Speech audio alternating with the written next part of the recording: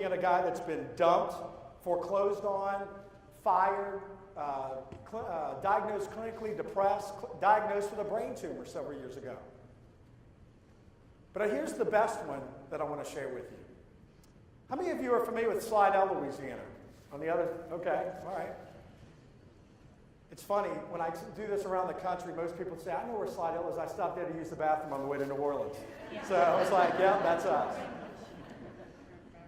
So this one particular day, I never forget, it was the last day of our junior year of high school. And I don't know about you all, but to throw a great party in Slidell, Louisiana, you had to have a huge field and a lack of law enforcement, all right? So we had goals back then. Our goal that evening was to hit every single party within a 30-mile radius of Slidell, Louisiana. And it was the last day of our junior year, and I never forget this one party that we got to, because I never forget the smell of gun smoke. I never forget people screaming and yelling, throwing each other to the ground.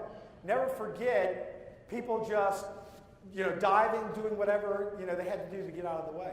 Never forget taking the girl that I was dating at the time, throwing her down, and I never forget looking down and saying, I know I just didn't get shot.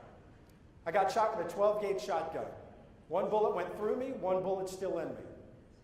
For over 20 years, I never talked about it. Never thought about it, never brought it up, until I decided to write the book. And I never forget the gentleman I was working with the book was like, tell me more about that story. Talk more about that story. But I'll tell you, I asked God for over 20 years, why did I get shot? What was the reason?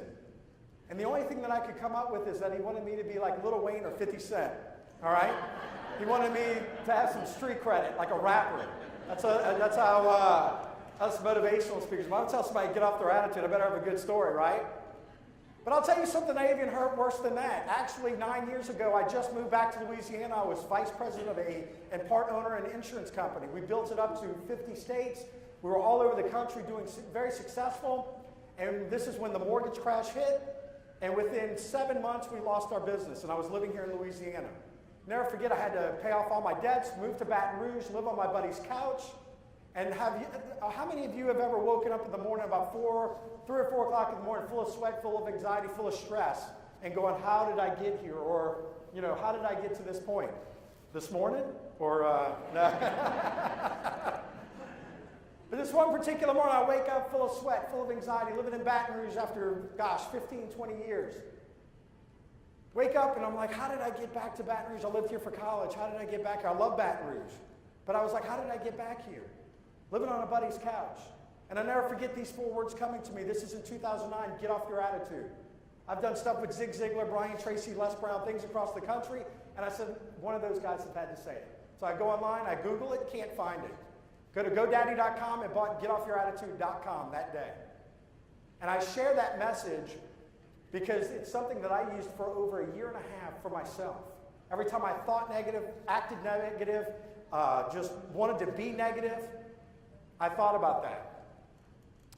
But one of the things, though, while I was writing that book, though, I'll tell you, I thought about all the positive people that I met when I traveled with Brian Tracy and when I did the big talks and traveled the country. And one of the things I remembered was the successful people that I met that got to the top within their organization or started companies all had a great attitude. They all had a positive attitude. And I never forget asking them, was it before or after you became successful, did you have a positive attitude? And they all told me it was on the way up. It was the person that rose up throughout their organization. It was the person that did great within their organization. Because people want to work with people that they like, right?